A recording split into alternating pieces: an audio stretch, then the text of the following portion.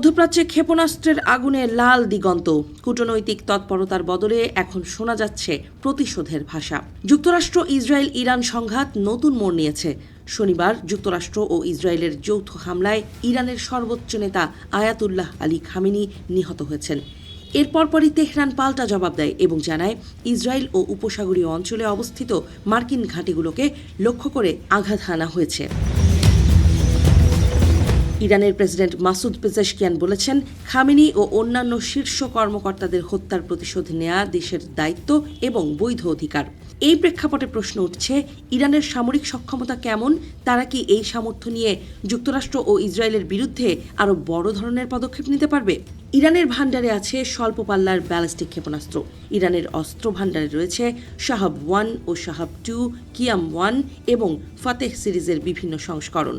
কাছাকাছি সামরিক ঘাঁটি বা আঞ্চলিক লক্ষ্যবস্তুতে দ্রুত আঘাত হানার জন্য এগুলো তৈরি করা হয়েছে। উপসাগরীয় অঞ্চলে মার্কিন সামরিক উপস্থিতি থাকায় এই ধরনের ক্ষেপণাস্ত্র তাৎক্ষণিক হুমকি তৈরি করতে পারে। মাঝারি পাল্লার ক্ষেপণাস্ত্র ব্যবস্থাও আছে ইরানের। শাহাব 3, এমাদ, গদর 1, খোররাম শাহর এবং সেজ্জিল এই শ্রেণীতে পড়ে। এগুলোর পাল্লা প্রায় ১৫০০ থেকে ২০০০ কিলোমিটার পর্যন্ত বিস্তৃত। এই সক্ষমতায় ইরান ইসরায়েলের মূল ভূখণ্ড পর্যন্ত হামলা চালাতে পারে। বিশেষজ্ঞদের মতে, কঠিন জ্বালানি চালিত সেজ্জিল ক্ষেপণাস্ত্র দ্রুত উৎক্ষেপণযোগ্য হওয়ায় প্রতিরোধ করা তুলনামূলক কঠিন। ক্রুজ ক্ষেপণাস্ত্র ও ড্রোন ভান্ডারেও সমৃদ্ধ ইরান। ক্রুজ ক্ষেপণাস্ত্র সাধারণত নিচু উচ্চতায় ওড়ে এবং রাডারে ধরা পড়া এড়িয়ে যেতে পারে। যদি ব্যালিস্টিক ক্ষেপণাস্ত্রের সঙ্গে একযোগে ড্রোন হামলা চালানো হয়, তাহলে প্রতিরক্ষা ব্যবস্থা অতিরিক্ত চাপে পড়ে।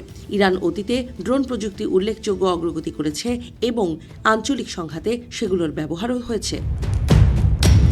শুধু ক্ষেপণাস্ত্র নয়, কৌশলগত ভৌগোলিক অবস্থানও ইরানের বড় হাতিয়ার।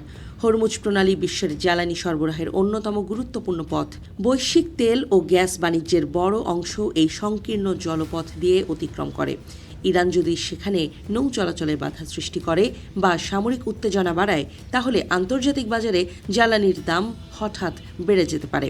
এর প্রভাব পড়বে ইউরোপ, এশিয়া থেকে শুরু করে যুক্তরাষ্ট্র পর্যন্ত।